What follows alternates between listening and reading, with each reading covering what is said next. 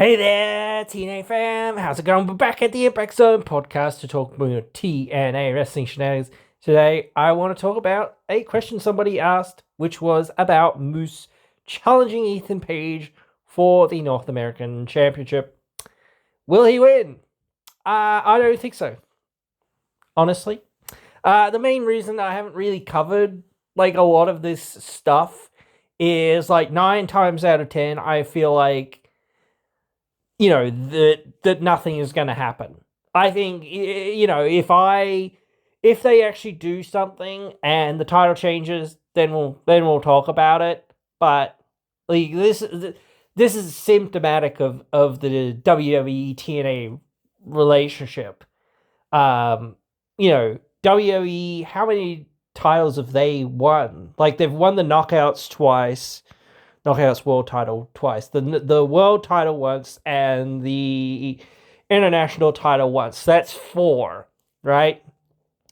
The only titles they haven't won are the X Division, Women's Tag, and the Men's Tag, right? So those are the only belts that they haven't won thus far. So like 3 belts. How many belts has TNA won during this process? 1, the NXT tag titles. How many, like, you could perhaps say this about, like, how many titles has TNA won from WWE, but they're all their own titles, and that's, like, 2 or 3, because you can count the 2 times that they won the Women's Championship back and the 1 time they've won the World Championship back, and I'm assuming that it will be 3 at some point. Oh, no, 4. Actually, at some point, because at some point somebody will win the international title back. Maybe they'll lose some more of the other titles. I don't know. But that's just emblematic of like the partnership. TNA gets it's in the babyface position. Of course, it's going to get somewhat screwed over in that regard, but it's like there's a lot more emphasis put on the NXT people coming over here and winning the belts rather than and again, I get why, but it's like, again, there's no like competitiveness between it. There's no like, all right, you know what, we will send somebody over for a few months or whatever it is, or the title over for a few months or whatever it is, and have it defended over there. Let's see what happens. I don't think that that's ever going to happen. I honestly don't think it's going to happen. Like I said this with Leon and him challenging Oba for the NXT title. I don't see him winning that belt. I don't see Moose winning this belt, it's a lesser important belt, I guess. But again, you can never say never, because you never know what's going to happen in pro wrestling. But again, for me, especially with WWE now, you never know what's going to happen in pro wrestling, because they've got ADHD booking, and they just book whatever they want to book, and then they decide, oh, no, wait, we're going to change back and go somewhere else, or whatever it is. And that sort of thing. So, yeah, I don't know. But, yeah, again, I just don't think it will. With them having booked this 1 or 2 weeks or whatever it is in advance, yeah, sure, whatever. There's no, there's a little bit of a build, I get that, but there's not enough build for me to play, oh man, they're gonna change these titles and all of this stuff.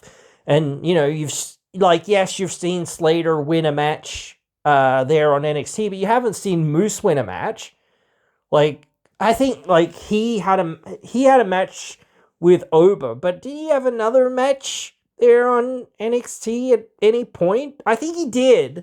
I think they treated him very much like Jordynne Grace when she came into NXT as the champion. She won a random TV match, and then she lost the pay-per-view match, which was okay, great, cool. Same, it's again, every twist and turn, again, and I get why, but I get it. It's just you couldn't have these things be sometimes we'll win, sometimes we'll lose, whatever.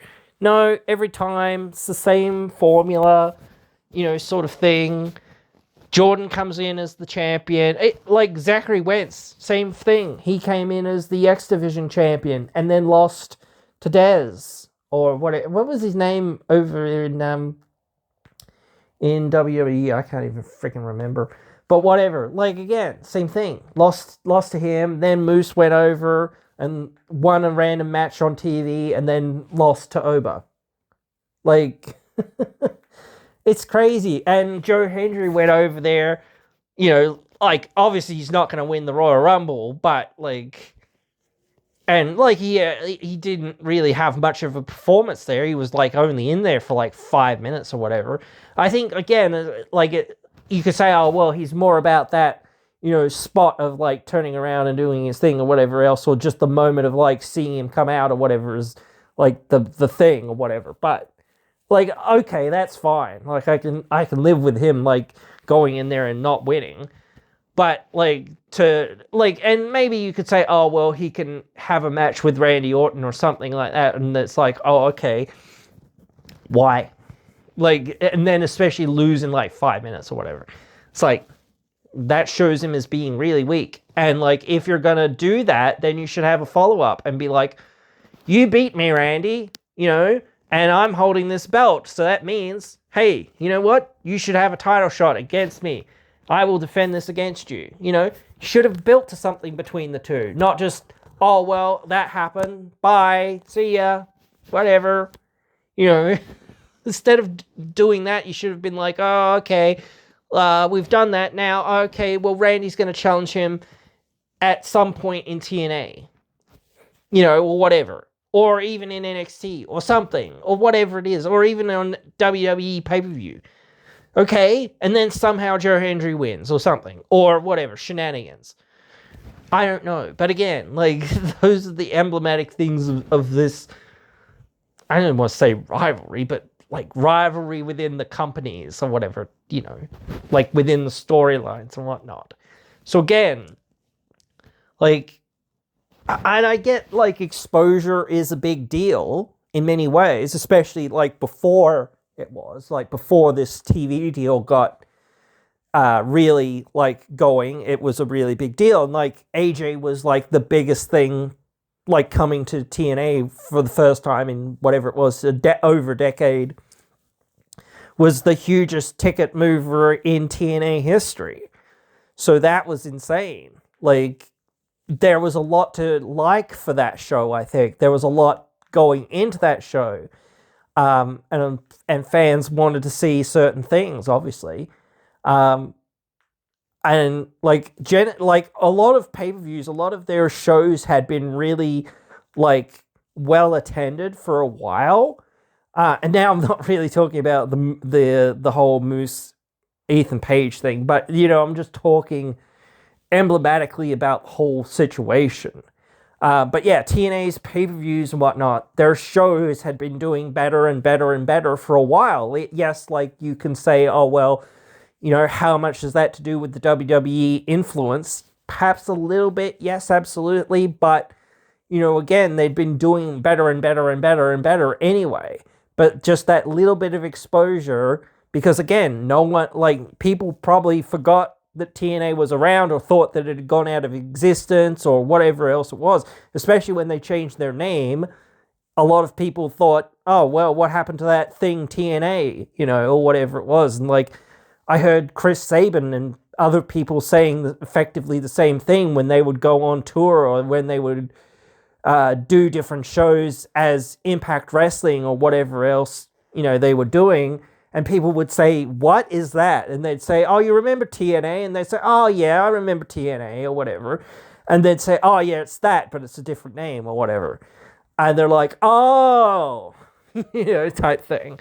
So, yeah, and when they rebranded to TNA, again, that first big show was like, everyone was like, oh, TNA's back, feeling like, oh, they just, this is not a new show or whatever else it is, but it's effectively a new show. It's a new TNA. It's not the TNA from, I don't know, whatever it was, 2010 2010, whatever else it was, 2012 or whatever it was, because I still think they were sort of TNA back then. Like, even so, like, when they had their Impact era, or their early Impact era, they still had the title, which was the TNA World title, which was like, wait, what? And a lot of things were still branded with TNA up until, like, what was it, 2015 or whatever it was, I think. So that was, like, crazy, or 2016, or maybe it was 2017, I can't remember. So that's what you've got to do. Like, when you've got a brand change, you've got to commit to it.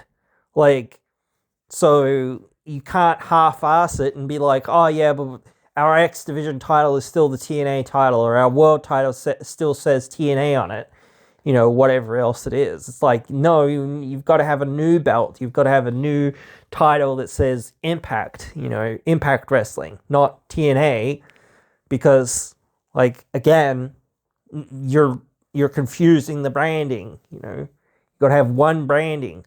So I think a lot of people, when TNA stopped calling itself TNA and whatnot, and a lot of people, like, tuned out around, like, 2010, 2011, 2012 era, that sort of era anyway. So a lot of people were assuming, like, when they stopped hearing about TNA, that they were like, oh, okay, well, that went out of business or whatever it was. And then when they sort of said, oh, we're back or whatever it was, they were, like, thinking, what? They probably didn't even really think about it. They were just probably being like, oh, they're announcing that they're going to start a new TNA thing. And, like, they probably didn't even know how everything came together, or how everything was going, or how whatever was happening or whatever. But they just went with the flow and went with it and went, oh, okay, so they're having this show in January. It's Genesis. Well, it wasn't Genesis back then, was it? But it should have been Genesis, because, like, it was the first TNA show, you know.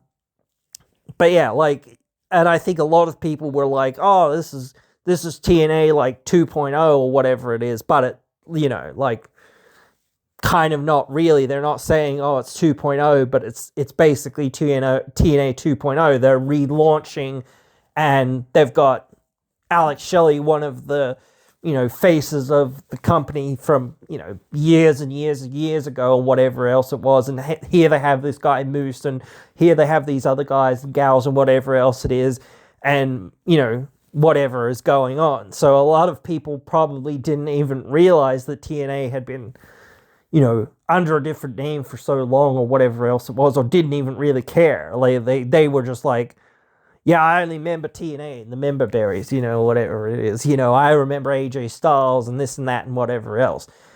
I remember when Kurt Angle and such did this, or whatever else it was, or Samoa Joe and this and that, or whatever it is, you know.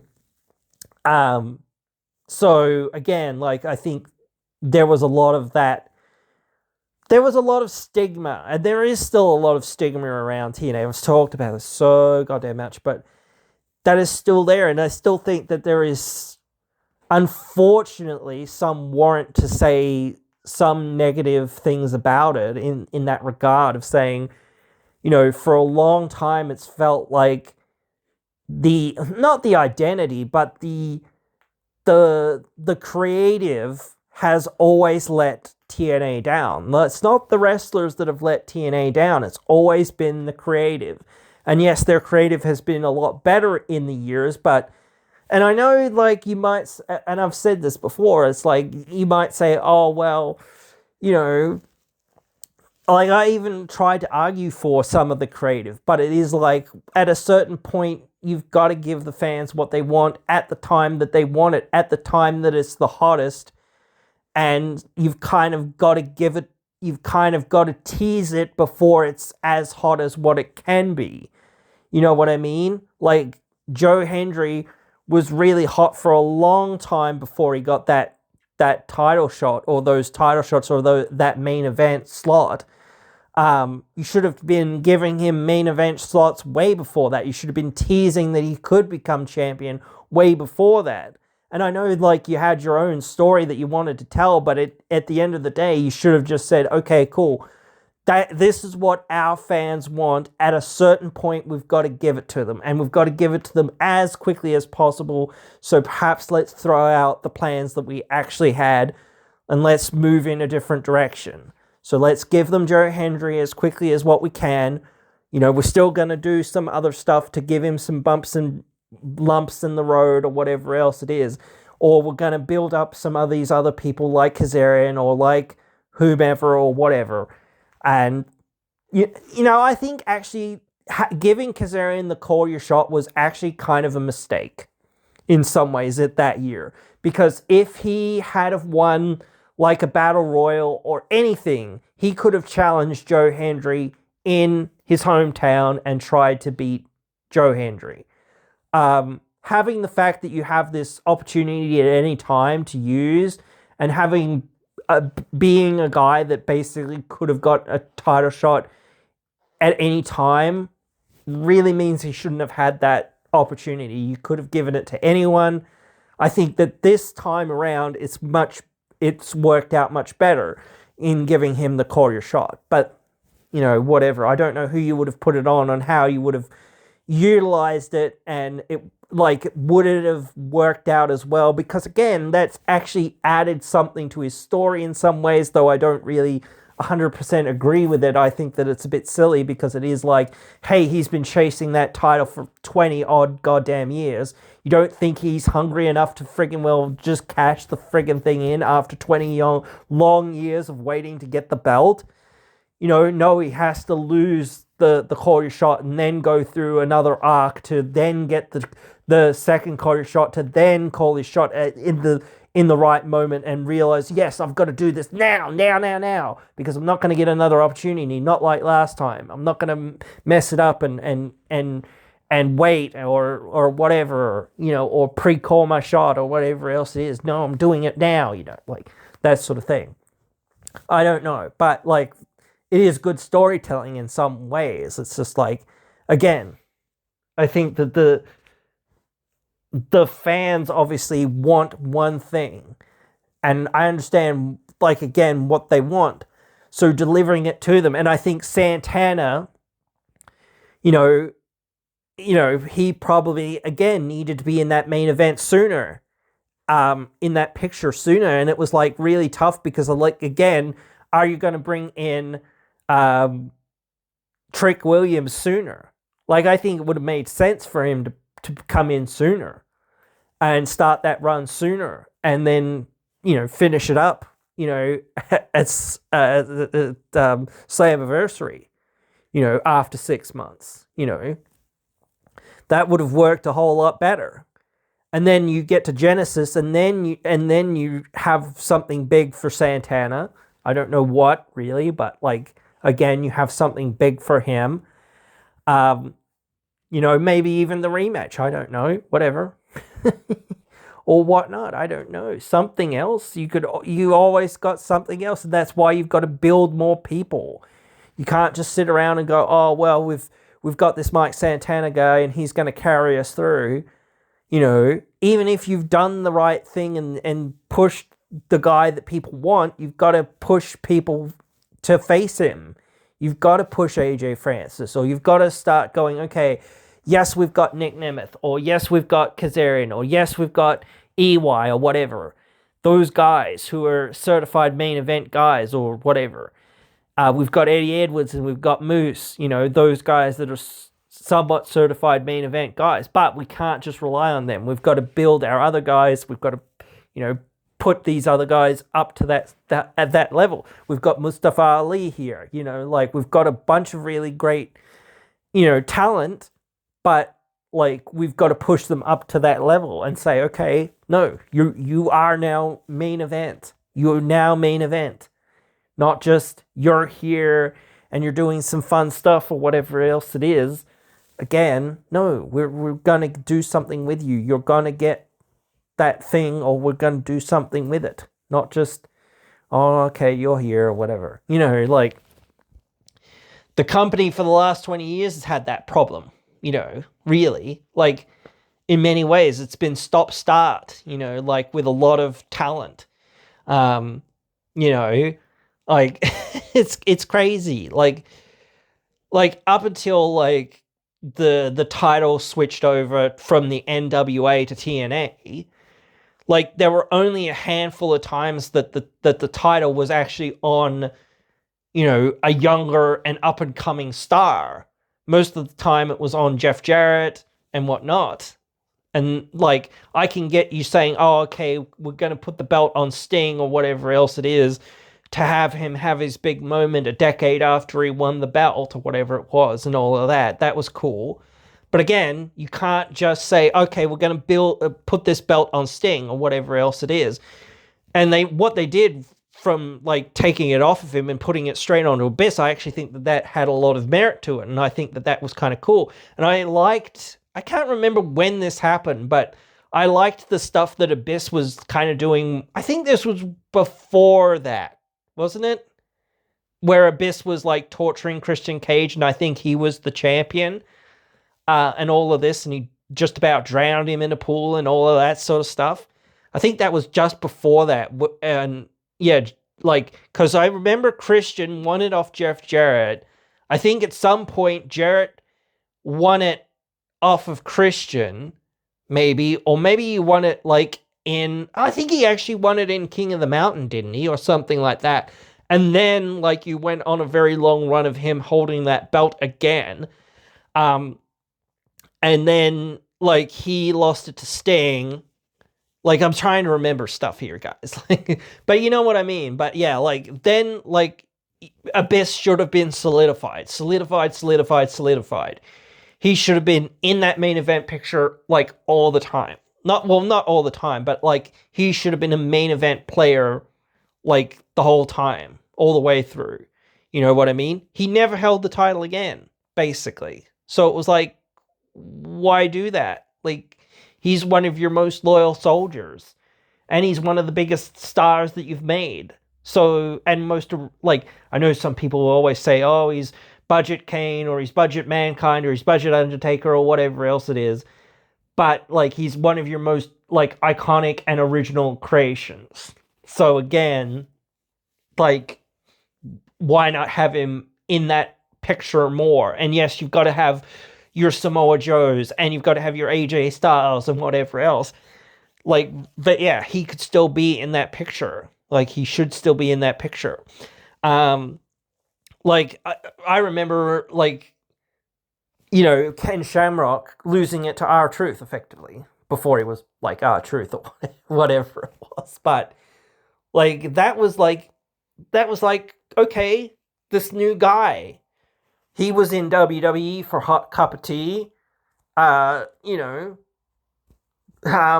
now, here he is being in that main event picture. He actually held it a second time. People forget that he held it a second time, during that run. Well, it was a few years later, but it was still during that run while he was down there in TNA, It was crazy that, and I believe he beat AJ for it. Pretty sure he beat AJ for it. But yeah, like, again, it's a lot of stuff that gets forgotten about because, like, of course, like, I loved some stuff that they did with Raven, but like when they brought him in, it was 2 years later that he finally won the title or whatever it was, and whatnot. So it's like, yeah. Crazy. You can't tell me this was the plan to do it 2 years later, or whatever.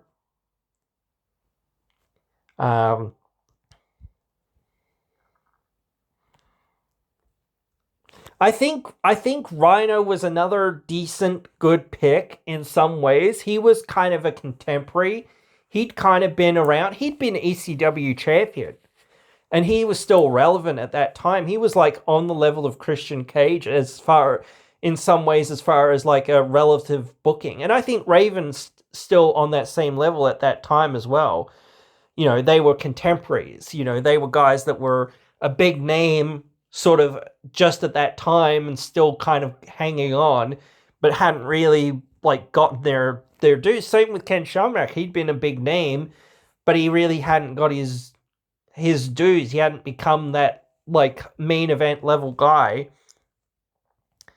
Oh, actually, Biss. Oh yeah, Biss lost it to Christian Cage. Maybe that's what I'm thinking about. I don't know. But yeah, like that's weird because again, like, you think Abyss is like mostly a big heel. Why would you have? I think maybe in that run where Christian held it for the second time, he turned heel after this, maybe? Because I always think that his second run really is his heel run. But I don't know. I don't really remember, like, when he turns heel. Or what happens when. Like, I do forget some of these things. As I'm getting old and forgetful. But yeah, like the title scene was dominated by Jeff Jarrett in the early days. Like in the next era, it was dominated by Kurt Angle. And not to say that you can't have Kurt Angle there, or you can't win the belt, or whatever it is. But it's like, we need to build up other people, you know? We need to put this title onto other guys. You know, I agree with putting it on Samoa Joe. I agree with, like, that.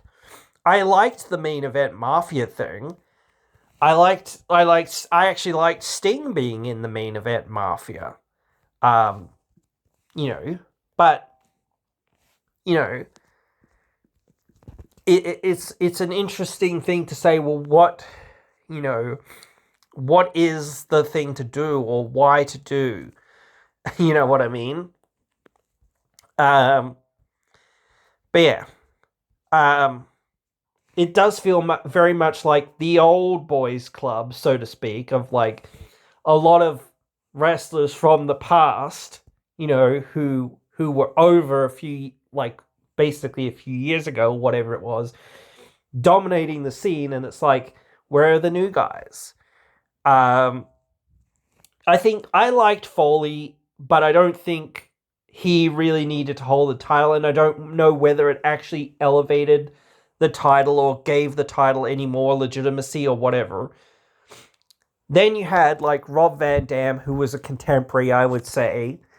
After AJ had won it, he'd finally re-won it after, you know, many years, and now it really actually feels like he's gotten to that point of being an actual main eventer, not just he's here.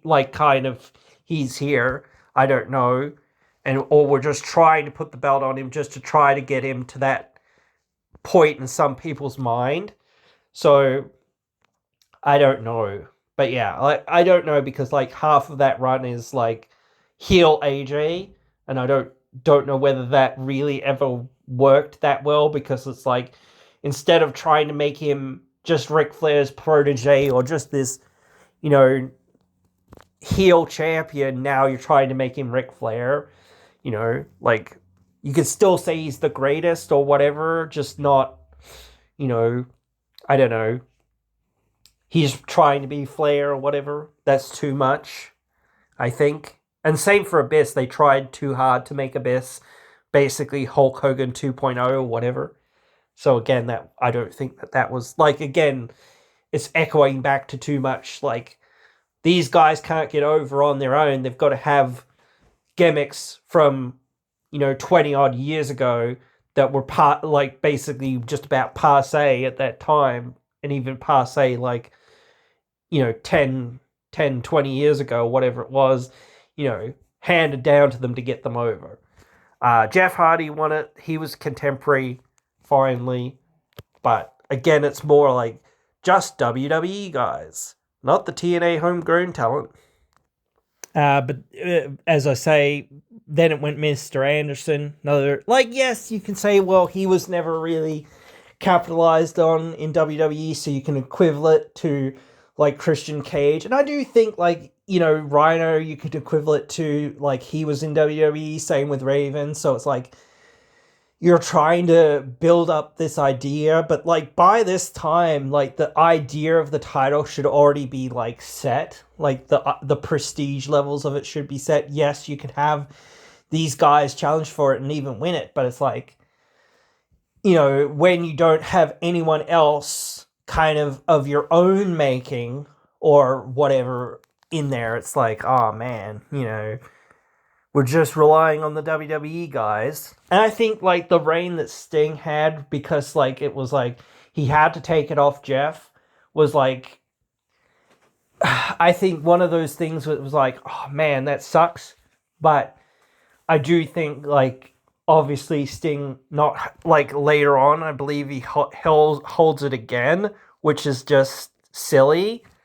I really don't think that he needed to hold it again. Like this run that he has, just because Jeff got high on drugs or whatever, okay, fine. He had to take it. There's no real other options. They didn't have like the Call Your Shot trophy or anything like that. Maybe you could have said somebody cashed in the X Division option C, but like that was really before that had really become a thing as well. So maybe they could have introduced it a bit sooner, but I don't think that they really thought of it for a couple more years.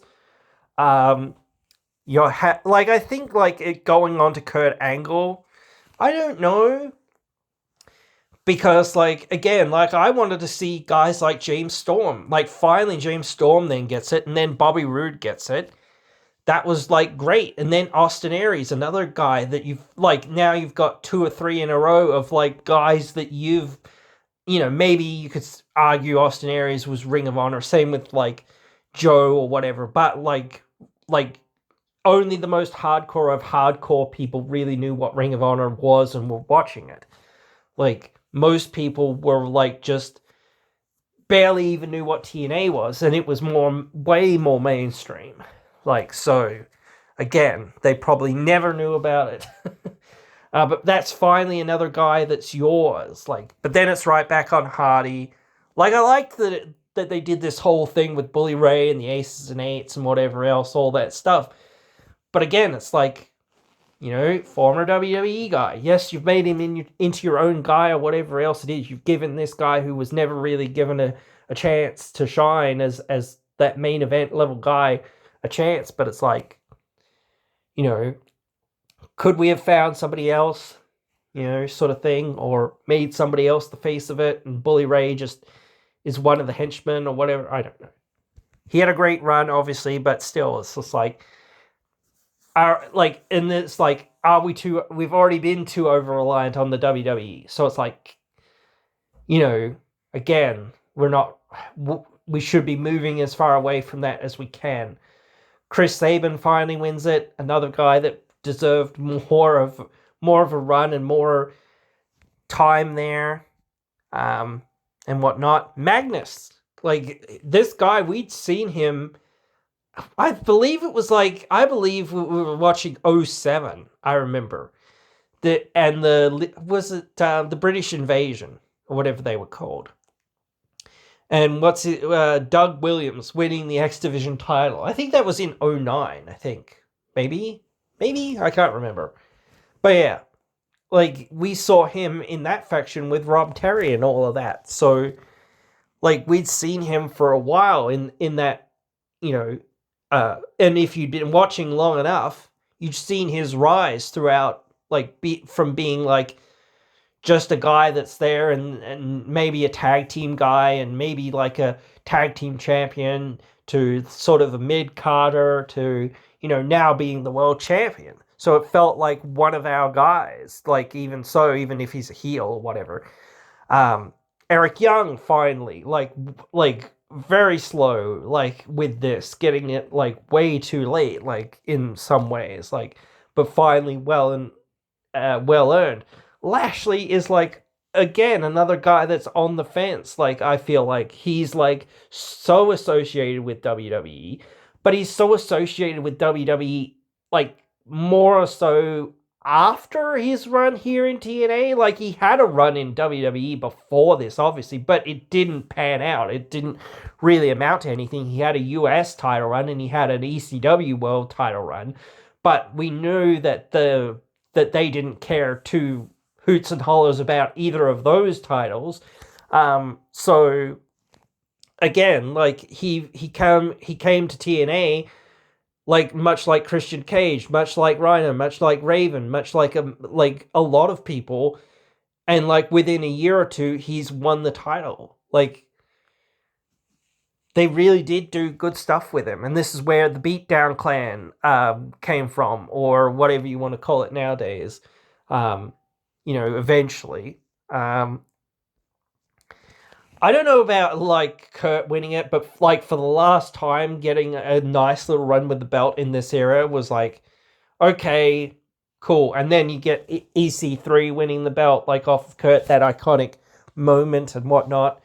And I think finally, like even though he was in WWE, he was just a developmental guy that hadn't really done anything, and TNA really took the chance on him and really said, okay, let's strap a rocket to you.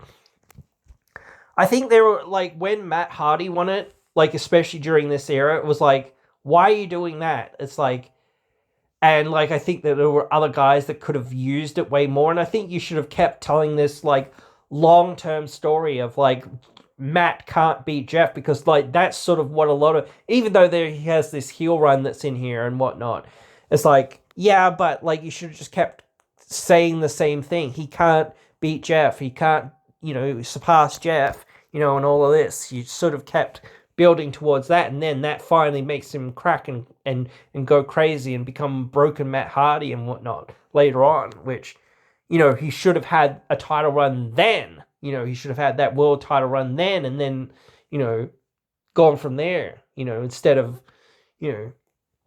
having this title now where it means like virtually nothing and is just like a placeholder or whatever for EC3 to get it back or whatever. Drew Galloway, like, what the heck? Like another guy that was kind of in WWE. TNA takes him from being like this somewhat indie darling for a while and finally gives him like a proper main event, like push and a proper main event program and proper like time to shine in like in wrestling. Like I think just after this, or just about this time, was when Cody Rhodes was debuting, I think, roughly. Or was it a bit after this? Maybe it was a bit after this. But yeah, like this is the time that Cody was like just about to come into the company, I think. But he had like TNA giving another opportunity to Drew Galloway, who went back to WWE and went, into NXT, into the developmental system, which was crazy because he'd already been there in WWE, whatever it was, over a decade ago, whatever it was. But yeah, that was cool in some ways, but it's sort of, again, it's really on the fence. Like, is this really our guy? I don't know, and whatnot, or is this just us piggybacking off of like the WWE thing or whatever? I don't know.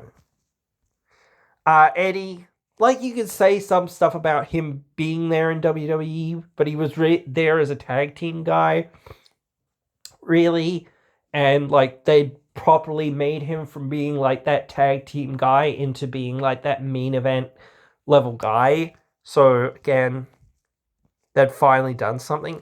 I don't want to talk about Patron because, like, I think I want to forget about this. I think everyone wants to forget about this. I think this is just before a lot of this, like, some of the stuff maybe had come out, I think maybe around the time that he'd won the title, maybe. I can't really remember, but, like, I think, like, a little bit later, more of it really came out.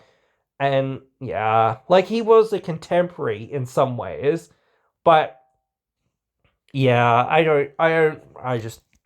haven't got anything to say. I think that, like, Eli Drake, LA Knight now in WWE, again, like, he should have been, like, a bigger focus. He should have had much more going on because he was such a big thing in TNA for a while, and like they finally gave him the belt and whatnot, but like, and they were doing some stuff with him, but like they should have pushed him back into being a main event player. He shouldn't have fallen out of that position. He should have been in there sooner and earlier, and held the belt, more and whatnot, and all of this, because he could have been the glue that held together that division he was the glue that held that the show together for a while, but he should have just had the belt more and whatnot, and things like that.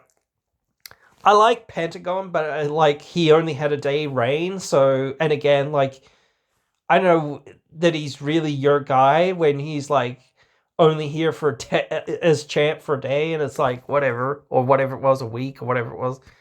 Austin Aries getting that belt back, that was mostly a good run, but it's hampered by a lot of the backstage stuff, or the end of it. Again, same thing with Johnny Impact. It's yeah, cool. I think his run was really good because of what it set up after this. It was finally okay, this was pretty much one of the last WWE guys that we had for a long, long time, and whatnot. And one of the last, I say, quote unquote, old heads that we had for a long time. Austin Aries was a bit older when he re-won the title, but he was sort of a younger guy still. And Eli was still fairly old, but he was a new guy, so it felt a lot better. Lashley was fairly young, realistically, at the time that he won the belt, at least for the first time. Eddie was certainly fairly young when he won it. Drew was fairly young when he won it. So it's not you're I don't want to go too far back, because obviously Ethan was fairly young when he won it. But yeah, a lot of those guys, a lot of the other guys felt it's just these old heads from WWE or WCW or whatever else it is. Then you finally got Brian Cage, Sami Callihan, Tessa Blanchard. I know that there's some controversy there. Went back to Eddie Edwards, went back to Eric Young. So those are more sort of old heads, I guess, to some extent, especially EY. But yeah, they still worked well, and they were still in their sort of more prime era, rather than being and they were much more TNA guys, so I think it was a lot more acceptable. And then you got a younger guy like Rich Swann, Kenny Omega. You got Christian Cage, old head at this point, but it led to a couple of young guys really kind of getting over. I still think Moose is fairly young now, but whatever. Josh Alexander and Moose, both of them were really the backbone of these next few years in the company. Steve Macklin as well. He finally got his belt, but he only held it for a fairly short period of time, and I don't think that was, cool in some ways, that he got bumped out of the title picture and he never really got right back into it and whatnot, and they moved him on to another program. You do have to move people onto another program in some ways, but again, make it a triple threat then. Keep him in that picture. Obviously, Alex Shelley winning it, he felt like an old head at this point, but he could still perform, and it was kind of cool to see that he finally got it. Moose and Nick Nemeth, then it's again, Nick feels like an old head, so you kind of go, and again, it feels we're going back to having WWE guys hold the thing again. Finally you get Joe Hendry, then it's back to WWE and Santana, and then you've got Kazarian finally winning it. And that's another old head. So it's a lot of this, start, stop. Are we going to push our guys and whatnot? It's not bad to push WWE guys or whatever else it is. It's just saying, again, what is, it that we're doing, and why is it that we're doing it? We're not just doing it to say, oh, well, we put Bully Ray back in there, or we put this person back in there. When Josh Alexander had that match with Bully Ray, I was fully like thinking there's no reason to put it back on Bully. Like, this match can happen, that's fine, but like to put the title back onto him, like to me made $0.00. You know, despite like his history or whatever, anything like that, or despite his, you know, his ability to carry the title or his performances or anything like that. Like, just as a, you know, would be a step backward, you know, in saying why would we need to do this? It was a great story, but I just don't think that it would be a great angle or could be worth like going back to. Again, like I think Kazarian coming back in as well at that time, roughly, it was after that, I think, or was it? I can't remember. But anyway, Kazarian coming back in and having a great match, you know, and helping put Josh over. Like, that's one of those things. It's like, oh, you know, no cigar, but, you know, like, again, getting in there and being like on that championship level, you know, shadows of things to come in some ways. But again, it's like, well, if it draws money at the end of the day, it's like, yes, we should try to do it, obviously, but that means we'll just put it on WWE guys forever, you know, or almost, or whatever. It's like, because obviously no one can outdraw some of these WWE guys because they're like, that's where they've come from. You know, they've come from that big stage where it's like, you know, people, you know, all around the world know who they are, basically. So, like, again, like, it's hard to beat that. You know, their merchant sales are obviously going to be a lot higher, you know, in general, because, again, they're just, like, more well-known by a general audience. So, but yeah. Nah. Anyway, I was just wanting to talk about that a little bit, but, like, obviously, as I do, I tend to ramble on, but I wanted to talk about this title and how it, and where, like, or at least our title, and where we're at, and why we're at where we're at, and things like that, and how it kind of feels like in this era. Like, and that's why I'm saying we're going into a new era, and it's like, well, maybe we should put the belt back on Santana and run with that for a while, and instead of like being like, oh man, okay, cool, great, we're gonna go on this run for a few more months to get back to it finally. It's like, yeah, I don't know. Those are obviously great, and it obviously gets people invested into it in that regard, but people are already invested into it, so it's like, well, I don't know. And it's like, Kazarian's got his title, which he wanted to do for so goddamn long, and his like last bucket list thing or whatever it was. I don't know whether you can even send him out like that. Perhaps you should. I don't know. You know, like, that's up to him in the booking and whatnot in some ways. But, you know, it is what it is. You know, I don't think, would people accept it? It would have to, perhaps if you did it in the right way or something, I don't know.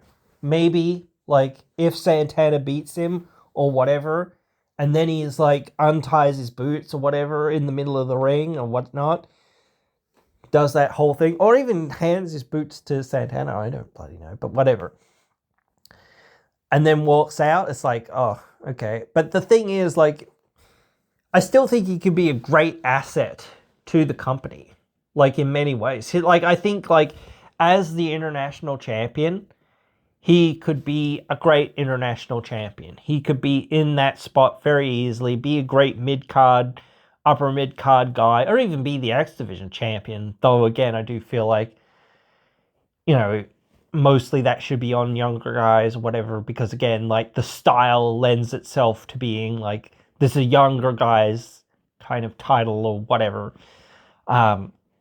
Whereas if you're the mid-card title kind of guy, it's like, oh, yes, you can have more of a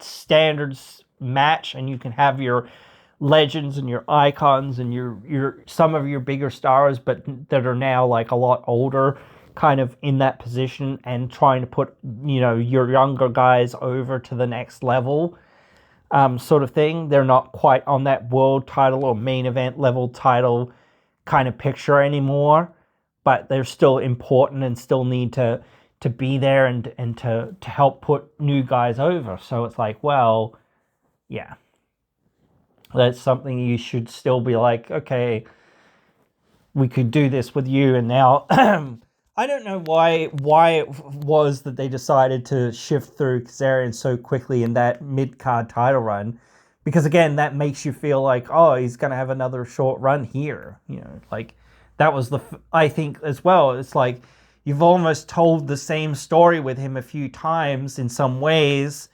Like, he won the X Division title and then basically immediately vacated it to get a shot at the world title, instead of him just being like, maybe losing his match with Bayley or whatever, and just being like, hey, or just coming out and not having had that match and just coming and saying, hey, I've been here, or I was here for 20 years or whatever it was, and I've been in this business for a long time, and this was my home, and da-da-da-da-da-da, and all of this stuff. I want one more shot at the world title, because that's been the thing that I've been trying to do for the last 20 years, and this da-da-da-da. Same sort of promo, you know. I want a shot at the world title, you know. That's it. Gets his shot, doesn't win, moves on. You know, does other things or whatever. And whatnot. So, again, has that banger of a match. You don't need to have him win that X Division title or whatever. I liked some of the stuff that they redid, some of the stuff with Sabin and him. I think that was a lot later, though, wasn't it? I think. But whatever. You know, like, and then it's like, well, why do that? Like, kind of thing in some ways. It's like, cool, but, you know, like, maybe you should have, like, done that just in general. I don't know. Whatever. Maybe it should have been more about legacy or whatever. I don't know. Rather than the title, which neither of them, like, really needed all that much. Yes, you might be like, oh, you need to get Sabin to 10 title wins or whatever it is and all of that, so somebody's done it. Great, cool, you know, like, instead, like, and the idea is then to put somebody else over, so who's that, like, or whatever, you know, because again, like, I think, like, Leon Rush coming into the company, that was cool, but he was, like, gone again after that. It was like, oh, okay, great. You know, why did we get excited, or why did we get invested in this guy when he's just going to leave? You know, and I get that AEW paid him some money to go. And again, that's the same problem. It's the same problem for a lot of these stars. And like I said, with a lot of people, it's like everyone's always saying, oh, these guys will go to WWE at the drop of the next hat or whatever it is. But that's not been the case many a time. Like, Trey almost went to WWE, didn't go to WWE. Like, he's been to WWE. He went to NXT with Wes there for a little while and did some stuff or whatever. But he's never really wrestled there, I don't think. But yeah. Like, again, like, Moose has never gone to WWE as, you know, like, as a contracted wrestler. He's gone there, a part of the crossover. Eddie's never gone to WWE. Well, after he's, like, signed with TNA or whatever, you know. So it's like, yeah, you know, those guys, Rosemary, despite, like, having crossover matches or whatever, hasn't gone to WWE. You know, so yeah, and it's not always the people going to WWE, you know. Diener, he's basically never gone to WWE. So there are a few more people that you could point to, you know, have not gone to WWE or haven't really been in the WWE system. So, but yeah, like I get what people are saying, but again, like it's not the be all and end all for everyone to go there or whatever. So people can stay with TNA, maybe they won't be as big of a deal, like everyone's talking about Leon and Santana. Like everyone was talking about the Hardys, like for a long time, going to WWE, and I'm like, well, they just re-signed again. Like that's crazy. Like, cause I was 100% like on the same boat with them. I was like, oh yeah, they're definitely going to WWE. Because they're having all of these matches and whatnot in NXT. So that's just them, like, almost, serving to say, oh, yes, we'll work with you sometimes as well, and we'll come here when our contracts are up. You might say the same thing about Santana. He's doing all these matches over there. Well, he really isn't. He isn't doing all that many matches over there, especially now. It's like, hasn't had a match over there in ages. And then you might say, oh, well, Leon's going over there a lot now, so he might be going. Well, he might be, but you never know. You never know. And, like, it's not just saying, oh, we'll go to WWE because bigger opportunities and bigger money. That's great.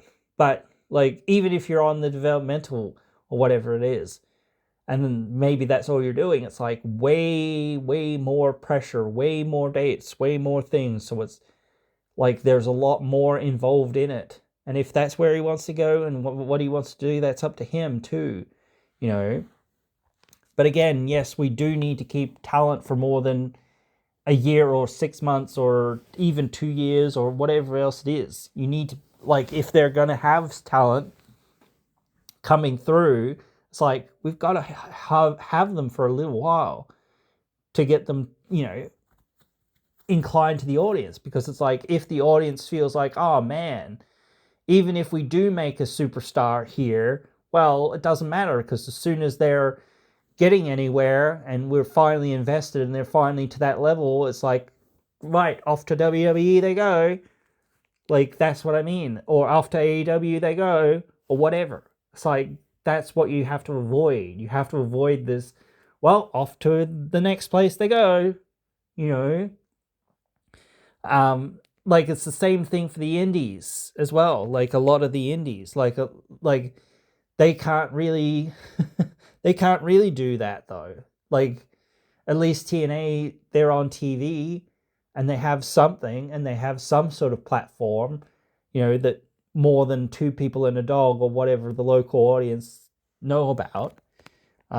So, at least they have that where it's like they have that opportunity in some ways. But again, it's like, well, you do need to be like, oh, okay, well, how do we retain talent? It's not just saying, money, money, money, money, money. It's saying opportunity, opportunity, opportunity, like, and sometimes this WWE relationship will help with that because it's like, well, you can go to WWE and do some things, but we want you to, but we'll give you the opportunity to go if you really want to go, but especially while your contract's still with us, hey, we expect you to do your dates with us, like that's what you're contracted to do. And whatnot. But yeah, like all these things, they're always buzzing through my mind and whatnot. So I keep wanting to talk about them. So I'm sorry if I've rambled on again and talked about everything basically but what I was initially coming on here to talk about. But like, it is important, and this is what we've got to talk about sometimes, and I just keep having that in my mind. So yeah. I hope you've enjoyed it one way or the other, and I hope you join me again in another one.